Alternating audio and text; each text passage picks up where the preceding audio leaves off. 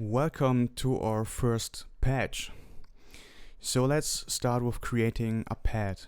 And in Pigments, you just click here and click on new preset and you're given a completely blank patch, which sounds like this. So you click here and then bring it back to analog. So we have our basic waveforms, which are sawtooth, this one here. This is an inverted sawtooth, it's just the same inverted.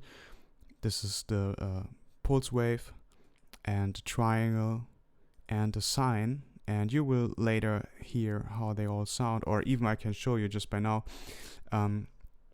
But like I said, I don't want to bore you out with all the little things, so I will try to keep a certain tempo. But first and foremost, because maybe some of you are not using Pigments in this course, maybe you use your own synthesizer. So somewhere, either you will have a menu where you can create a new preset, or sometimes it's hidden in the factory presets. It's called init like initialize. Somewhere is the word init or initialize, which will give you a blank new preset. So that's what you're looking for. This is how the saw waveform sounds like. This is the pulse. It sounds more hollow, a little bit like retro games. So this is more edgy. This has more low end, it's a little bit more powerful. Then we have the triangle. It's more subtle, as you can hear, more rounded, not that edgy. And the sine is even more smoothed out. And this is something you can even tell from the waveform a little bit, because this has more edges here and this is more rounded, and that's actually how it sounds. So the first thing when we create a new patch is we have our oscillator here, which is our sound source. So what we hear is this waveform being played if I hit a key. And we have 3 oscillators. They are turned off now because the volume is not dialed in. And the first, the absolute basic of every patch you create is your oscillator and what waveform you choose and how you set them up. So let's just proceed from now on. So we have a filter on every single patch, and the filter is basically like what you hear is the full spectrum of sound. So if I bring in my equalizer just to show you, whoops, nah, come on. So let me actually remove this. So if I hit a key now, you can see the frequency. So we hear the whole spectrum, right? So from all the way down here up to here is sound. And this is why it sounds so harsh and so strong, because we just hear everything in the same time, and this is not what you want usually. So if you go to a filter, in this case it's a low pass filter just by default, it cuts off higher frequencies. So if I play and just look at this graphic here, okay, maybe I should move the windows. So you can see what the filter does. It cuts off the higher frequencies, and the less of them are given, the quieter and more subtle the sound becomes. So what we do when we do create patches, we first of all remove some harmonic content, we remove some frequencies.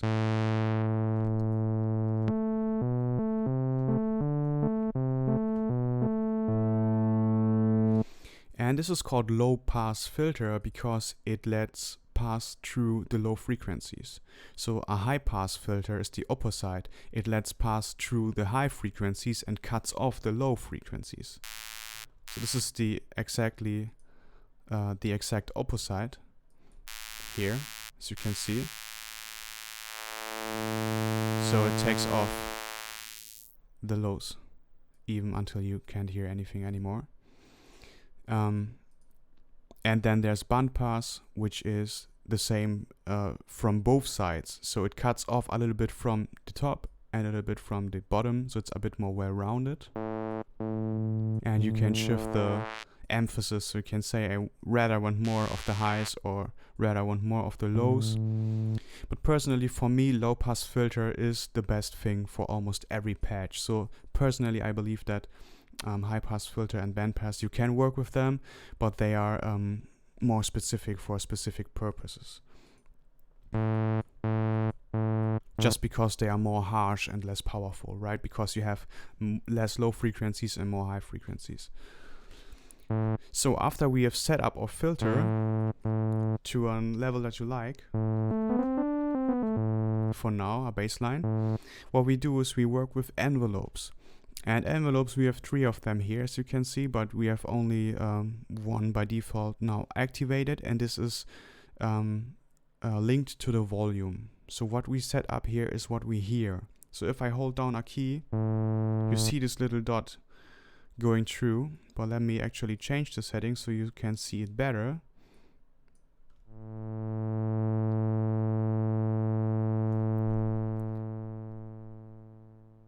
So what it does represent is our volume. So the bottom, of course, is not audible. This is no volume or just the initialized position. And then this is the maximum amount of volume that we can have in our patch. It's just determined by the maximum volume you just set up on your synth. Or you could, of course, make use of the sustain button, but I will explain this in a second. And with the attack button, you can determine how long it will take for the sound when you hit a key to get to the full volume. So 3 seconds, if I hold down, it will take 3 seconds to get there. On the other hand, the opposite thing is the release button. If I release it, it will now take 3 seconds and 77 seconds to fade out. If I bring this down to 1, if I release the key, you will instantly hear nothing anymore. Because the release time, the fade out of the whole volume is 1 millisecond, right? So this way we can determine how our instrument should behave. So if I bring it like this, this is what it sounds like now. And even if I bring it down so to 0, which means that we instantly start at the maximum volume,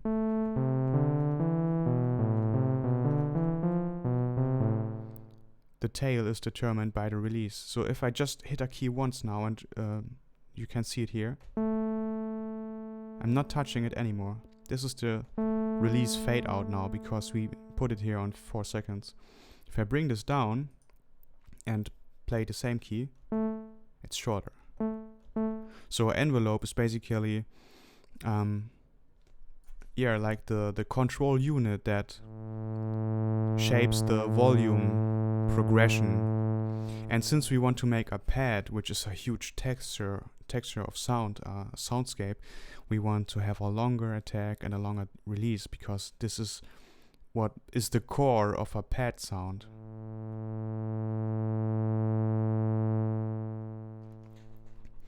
So then we have 2 other buttons. We have sustain, which is, like the name says, when we keep holding down the note, sustain, the sustained note.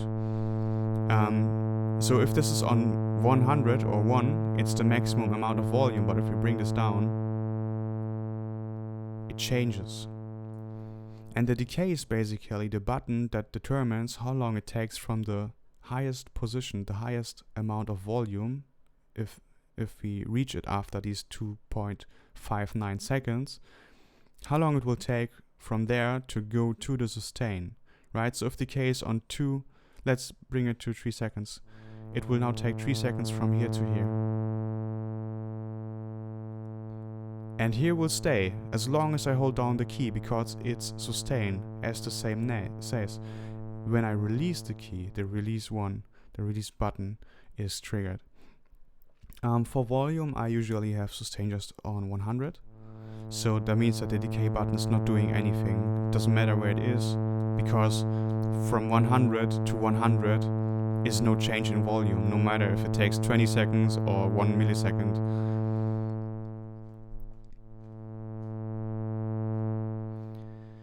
So this is a good base for our for our pad, And the next thing we may wanna do is add a little bit more thickness to the sound. So we have only one oscillator activated now. If we activate oscillator 2, we just increase the volume here to bring it in, to make it audible.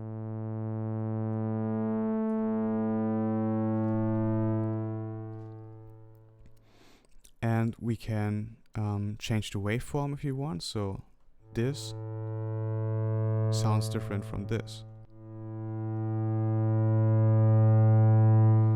So this brings more power into the patch, or this one would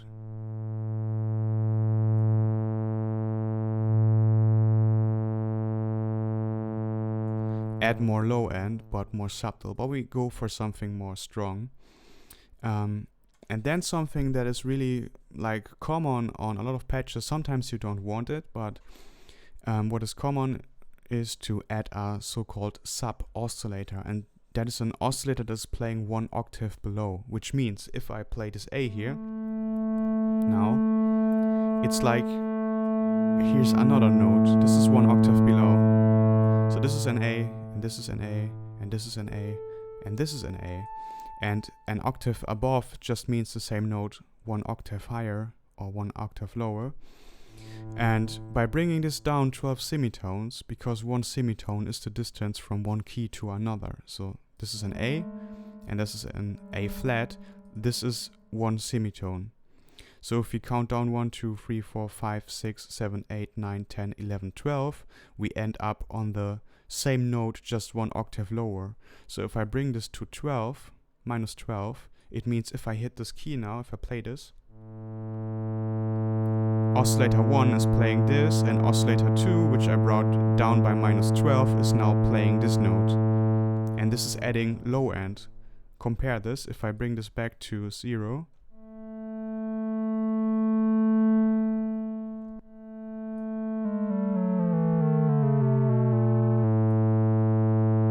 you see this is stronger, it has more low end. By the way, if you ever want to reset anything in Pigments, and that is true for a lot of synthesizers, you just double click it. Then whatever you click on, double click will reset it to default. Even if I make this, double click, it's back to default. So we have now a sub oscillator, which gives our patch here more power. It's now thicker, it's now stronger.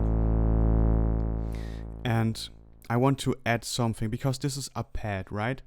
And a pad needs more room to expand, and we have no room. We have no effects applied now. We have 2 effects that are turned on, as you can see, but they are set to 0, so we don't hear them.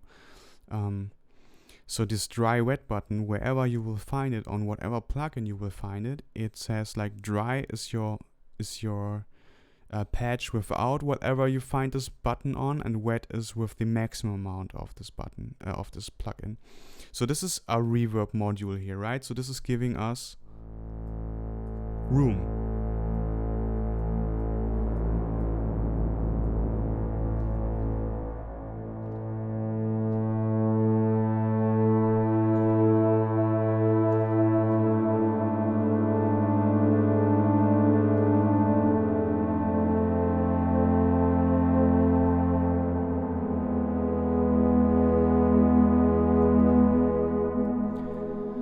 So now our reverb has added some room to our patch, to our pad, and we will be talking about effects later in the chapter 3, where I will explain reverb, delay, everything really in detail, so don't worry now.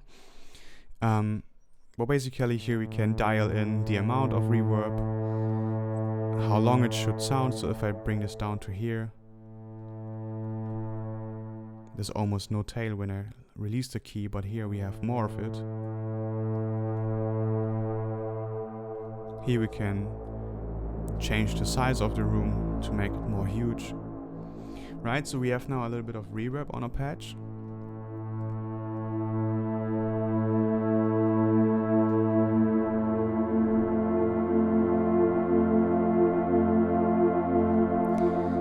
but it still doesn't really sound massive. And we can do something to change that. So we had the envelope with volume before and it's set up and it's fine, but our filter here is not doing anything. It's just set to this value, right? But imagine the filter would be doing something like this.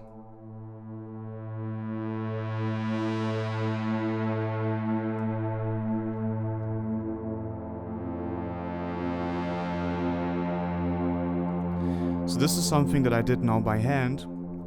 Well, we actually don't need to do this by hand all the time. We want to program our patch so that it does these things for us when we play, so we can focus on playing.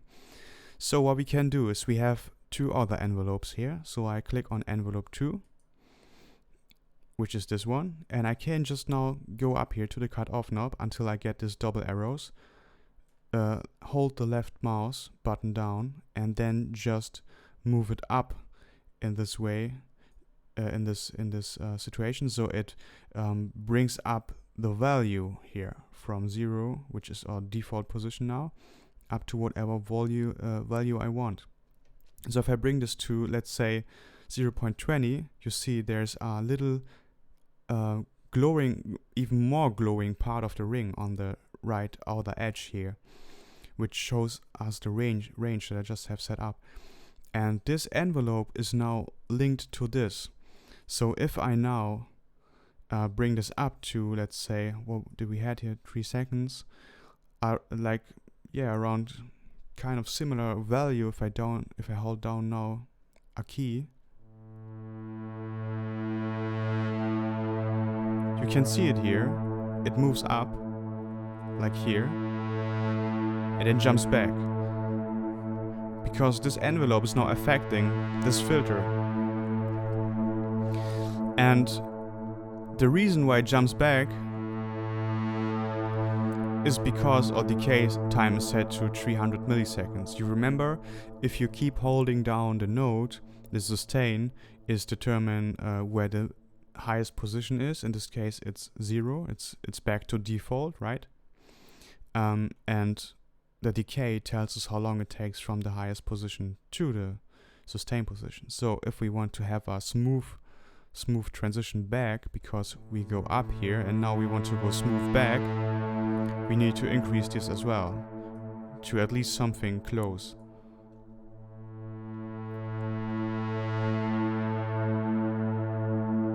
You could even make it a little bit more longer, really bring it close to the attack so we have a better feeling of transition here.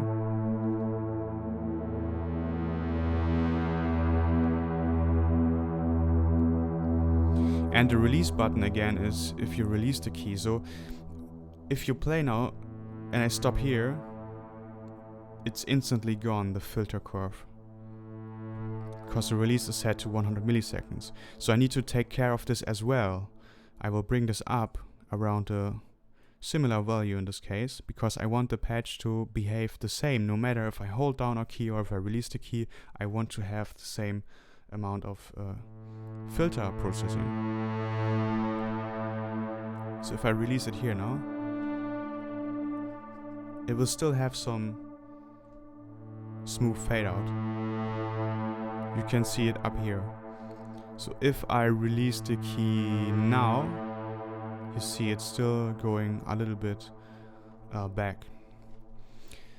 And this is something that you really need to get into your head, like the difference between release and decay. Release is when you release the key as it says, and decay is the decay time to your sustain value when you hold down the key, e.g. sustaining. So you may notice now that the pad here, it sounds good,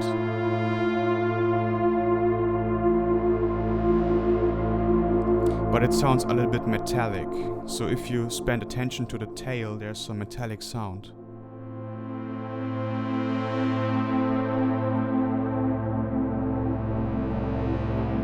So what can we do about this? So if we turn off the reverb for now, so we can hear our basic patch. It's metallic, but not that much. But we could now take the saw wave instead of this pulse. See if that makes a difference. Not really. So we go back to the reverb, and we have filters here. So like I told you here, I told you that the low pass filter lets pass through the low frequencies. This is why it's called low pass, and high pass lets pass through the high frequencies, which is why it's called high pass. So the same concept applies here. This is a low pass filter. This means that if I want to have less of the higher harsh frequencies which sound metallic, I just cut a little bit off them in the reverb tail. So if we do something like this,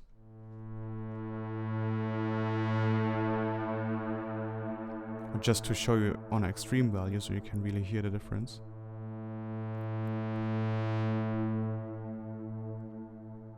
So this makes a difference, right? It smooths out a little bit the harsh part. Again, we can here filter out lows with this one, but I mean it's by default on 200 Hertz. This is good because it filters out the very, very low end, which can get muddy in a mix. I would just leave it around this, but I wouldn't do anything with this because I don't want to filter out our core or our middle. And then there's damping, which does like kind of the same job like damping the higher frequencies. I will explain this in the reverb video in chapter 3 more in detail, but for now it helps us.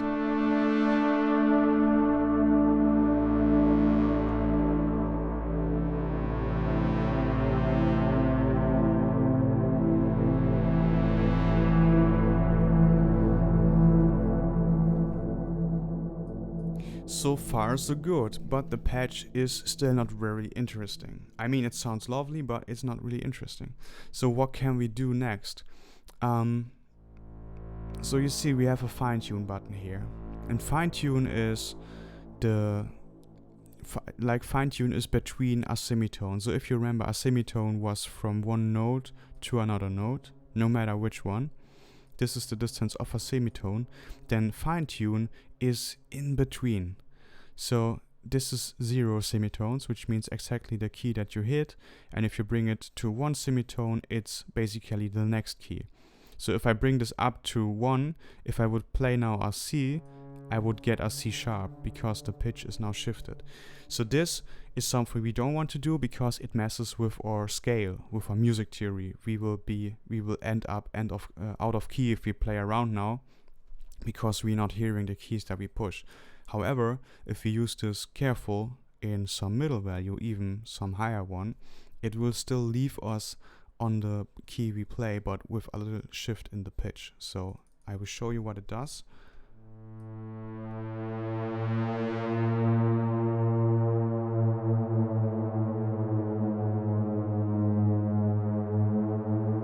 So this is a pretty cool effect.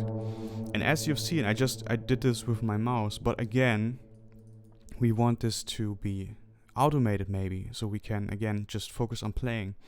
So this is something where LFOs come into play. And again, don't feel overwhelmed. We will be working with LFOs and envelopes and all the stuff in every next episode when we create patches, so you will see it again and again, and it will become more clear to you the more often we use this. LFO stands for low frequency oscillator, and you can just see that it is something that is in motion. It's something that is constantly moving. And we can use this as a modulator to move anything we see here that we can attach it to. So if I click here, you see all these knobs, they got a white circle around them. So if I click here, spend attention to all the buttons, they become highlighted, which means I can link this now to any button of them. So if I link this now to the fine tune here,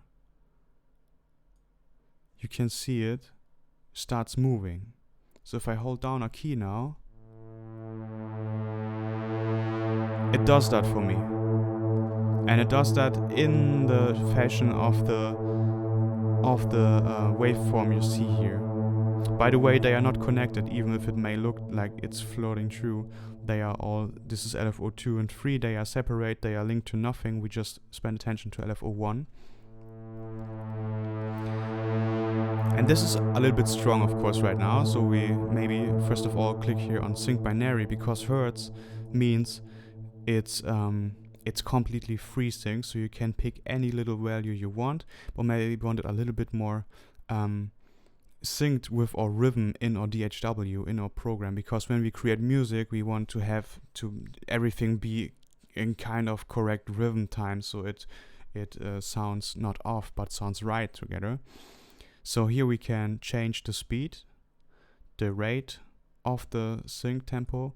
So this is a half note, this is a whole note, or a quarter note, or an eighth note. So this is simply basically just the tempo, and I want it slower first.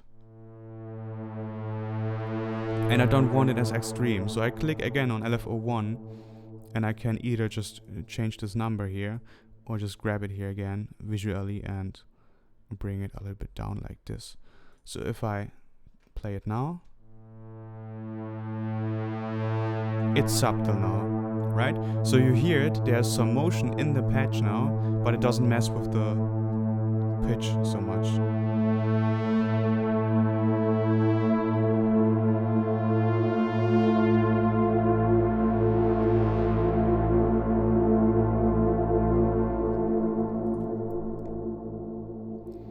And I still think that if I release a key, let me bring this up a little bit.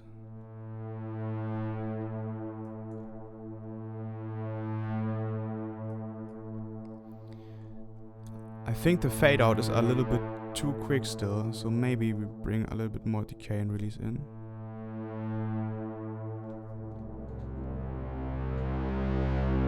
Make this a little bit louder, by the way. I think the patch is not that loud. So let's hear it with the LFO.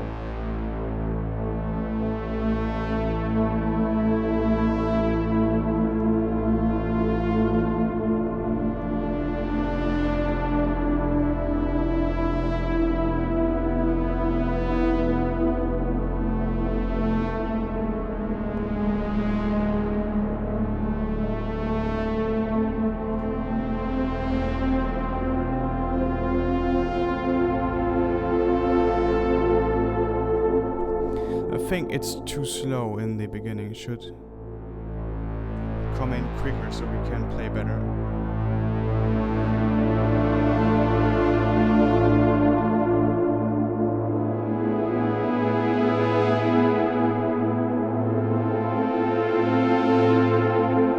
I think this is a little bit better.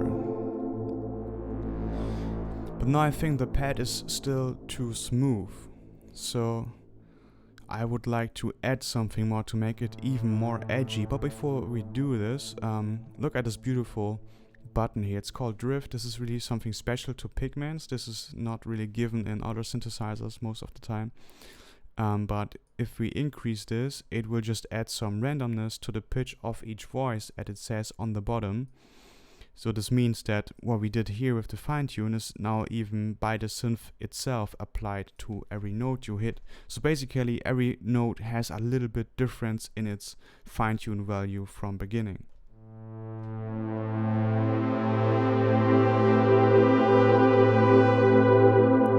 So to make it extreme so you can hear it,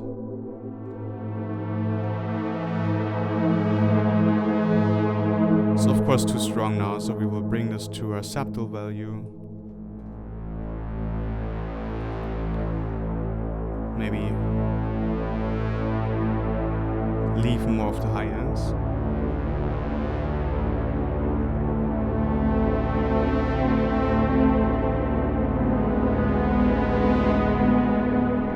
Sounds pretty cool to me.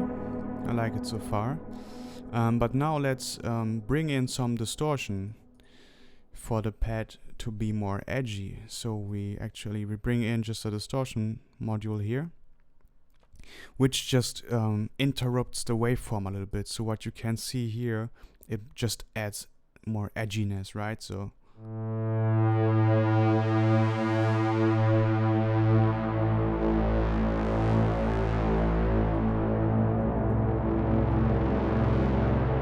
By the way, what I did is I decreased the output gain because the knob is here, because if you introduce distortion to your patch, everything is getting really louder.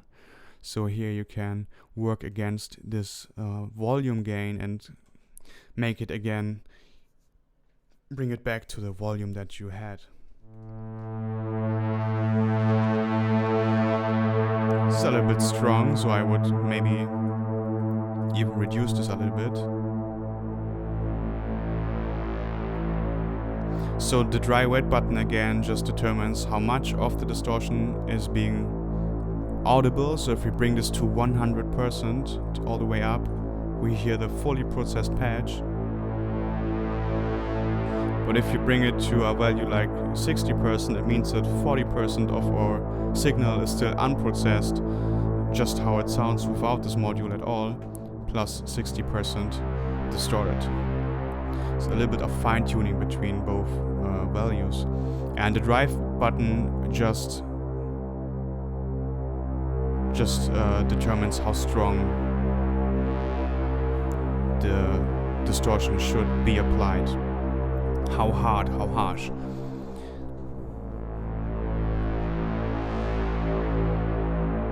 So this is how much, how strong, and this is then how much of it you want to be audible in your patch at all, because I can make this super hard, but say, okay, I want only 10% of this to be present in the patch, right? Or I can say I make this super smooth, but I want it all to be mixed into the whole thing. Which is quieter now, because it's so subtle that we don't have a really volume gain, and I had this button here reducing it down, but you get the idea. So let's bring it back to something like a mix.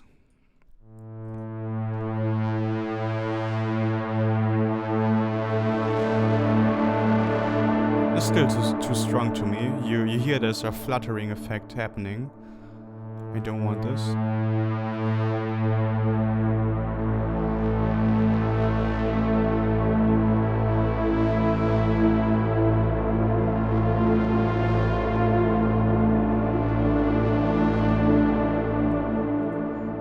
Let's see, maybe a little bit less of gain.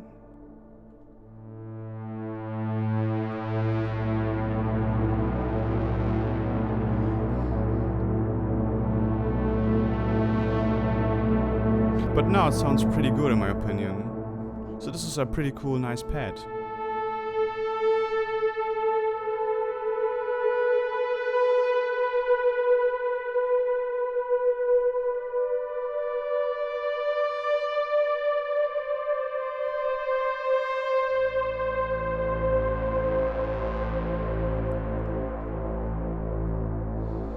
And then there's a resonance button next to the filter, so if I increase this, you can even see it visually here. It basically just boosts a specific part of the frequency. So if you remember this here,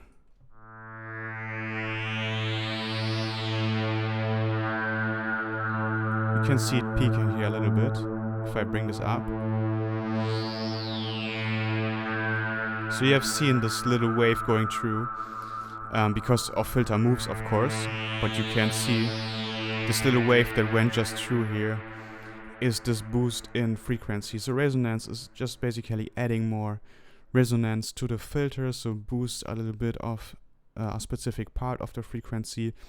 And all you need to know is that it makes the sound, it adds more character, more saturation, it makes it more edgier, grittier.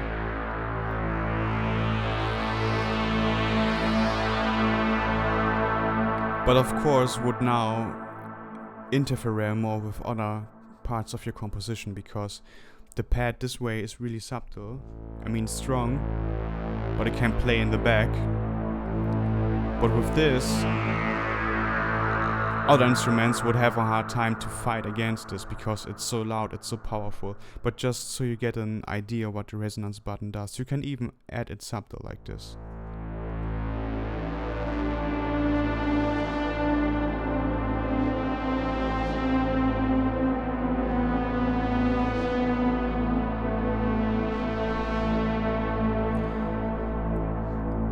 And what you've noticed now, that generally, like when you apply effects, LFOs, stuff like resonance, personally I do it always subtle, but I think the combination of subtle things shape the sound. So we have the fine tuning, it's just a little bit, but it's there. It adds a little bit constant motion to a patch. We have this filter opening by this envelope here, adds again motion and life to your patch. We have a little bit of resonance, and then we have a little bit of distortion. Actually, not just a little bit, actually it's pretty strong, but it's not consuming the whole patch. So these little things together, they add up. And we have the drift, right? So each voice that we play, each note that we play has a little different shift in its pitch.